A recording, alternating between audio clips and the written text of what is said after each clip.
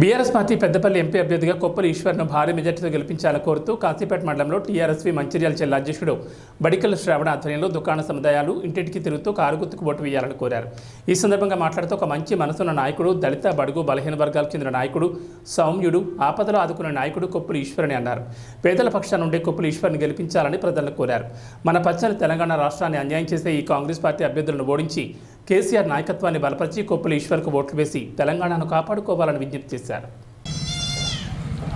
ఈ తెలంగాణ ప్రాంతం యావత్ జరగబోయేటువంటి ఈ పార్లమెంట్ ఎన్నికలలో మరి భారత రాష్ట్ర సమితి పార్టీ తరఫున మరి పెద్దపల్లి నియోజకవర్గ బీఆర్ఎస్ పార్టీ అభ్యర్థిగా మరి గౌరవ ముఖ్యమంత్రి, గౌరవ తెలంగాణ తొలి ముఖ్యమంత్రి, బీఆర్ఎస్ పార్టీ వ్యవస్థాపక అధ్యక్షులు గౌరవనీయులు పెద్దలు కేసీఆర్ గారు మన పెద్దపల్లి పార్లమెంట్ నియోజకవర్గానికి సంబంధించి మరి గౌరవనీయులు దళిత బడుగు బలహీన వర్గాల ఆశాజ్యోతి, మరి మచ్చలేనటువంటి నాయకుడు, ఒక సింగరేణి కార్మికుడిగా కార్మిక బాధలు తెలిసినటువంటి నాయకునిగా ఇలా మన ముందుకు వస్తున్నటువంటి గౌరవ రాష్ట్ర మాజీ మంత్రివర్యులు, మరి ఒక 6 సార్లు ఎమ్మెల్యేగా చేసినటువంటి గౌరవనీయులు పెద్దలు మన కొప్పుల ఈశ్వర్ గారిని కూడా మన బీఆర్ఎస్ పార్టీ అభ్యర్థిగా నిలబెట్టడం జరిగింది. మరి ఇలా కొప్పుల ఈశ్వర్ గారిని భారీ మెజారిటీతో గెలిపించాలి. మరి మన తెలంగాణ ప్రాంతంలో ఈ ముఖ్యంగా మన రైతాంగానికి, మన వృద్ధులు, వితంతువులు, ఒంటరి మహిళలకు జరుగుతున్నటువంటి అన్యాయాలను ప్రశ్నించాలంటే మన బీఆర్ఎస్ పార్టీ అభ్యర్థి అయినటువంటి కొప్పుల ఈశ్వర్ గెలవాల్సినటువంటి అవసరం ఉన్నదని చెప్పి భావించి ఇలా వెల్లంపల్లి నియోజకవర్గంలోని తాండూరు మండలంలో మరి భారత రాష్ట్ర సమితి విద్యార్థి విభాగం, యువజన విభాగం ఆధ్వర్యంలో కూడా ఇలా కాశీపేట మండలంలో ఇలా పలు దుకాణాలు తిరుగుతూ మరి ఇలా ప్రజలను కలుస్తూ కూడా కారు గుర్తుకు ఓటు వేయాలి. మరి కొప్పుల ఈశ్వర్ గారిని భారీ మెజారిటీతో గెలిపించి గౌరవ తెలంగాణ తొలి ముఖ్యమంత్రి కేసీఆర్ గారికి బహుమతిగా ఇచ్చి ఈ తెలంగాణ ప్రాంతంలో ముఖ్యంగా ఈ పెద్దపల్లి పార్లమెంట్ నియోజకవర్గంలో మరి ఇక్కడ జరుగుతున్నటువంటి అన్యాయాలను ప్రశ్నించాలన్నా, ఇక్కడ తెలంగాణ ఈ ప్రాంతంలో ఉన్నటువంటి యువకులకు, నిరుద్యోగులకు ఎటువంటి సమస్య వచ్చినా, ప్రజలకు ఎటువంటి ఇబ్బంది వచ్చినా మాకు ఒక పెద్ద దిక్కు కావాలనే ఒక ఉద్దేశంతో ఇలా మరి ఇక్కడ ఉన్నటువంటి యువకులంతా కూడా కొప్పుల ఈశ్వరాన్ని గెలిపించడానికి మరి కారు గుర్తు కొట్టేసి గెలిపించాలని చెప్పి కూడా ప్రజలందరినీ కూడా కోరడం జరిగింది.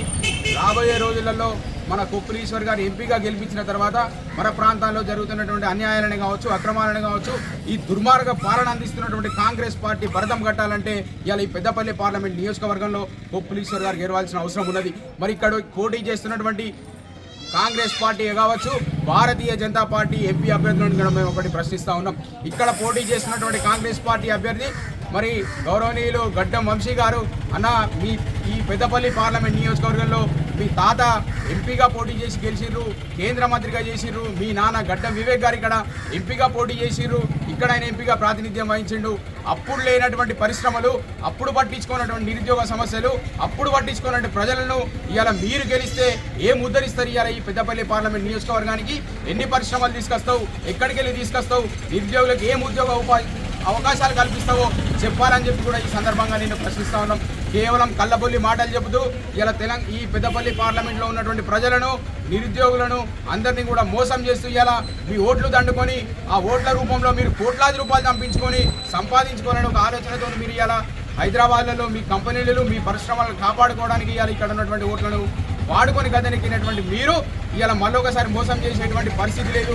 ఈ పెద్దపల్లి పార్లమెంట్లో ఉన్నటువంటి ప్రజలకే కావచ్చు, విద్యార్థి, నిరుద్యోగ యువత అందరికీ కూడా మేము పిలుపునిస్తూ ఉన్నాం.